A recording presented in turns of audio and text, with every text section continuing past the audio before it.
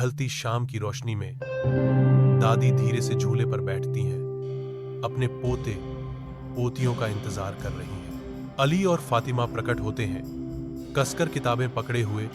उनके चेहरे प्रत्याशा से चमक रहे हैं। फातिमा की आवाज उत्साह से गूंजती है, दादी, आज रात हमें सोने से पहले की कहानी सुनाओ। अली शरारत से चमकती आंखों से कहते हैं, हाँ दादी, लेकिन जादू वाली कहानी। दादी की मुस्कान गर्मी बिखेरती है, उनकी आंखें अनकही कहानियों से चमकती हैं। एक दिन एक छोटी परी को अपनी जादू से सब कुछ बदलने की अचानक इच्छा हो। परी की सनक मंत्रमुग्ध कर देने वाले परिवर्तनों की एक श्रृंखला शुरू करती है।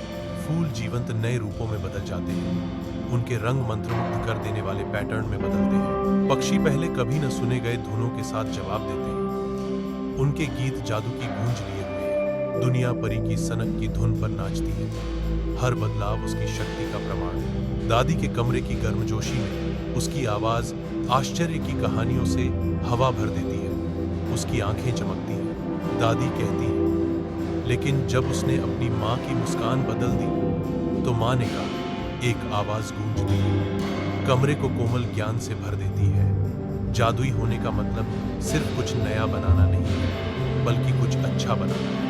अली आश्चर्य से पूछता है, तो शक्ति का उपयोग अच्छे कामों के लिए किया जाना चाहिए। दादी गर्व से मुस्कुराती है, बहुत खूब, यही असली जादू है, प्यार और मदद का जादू।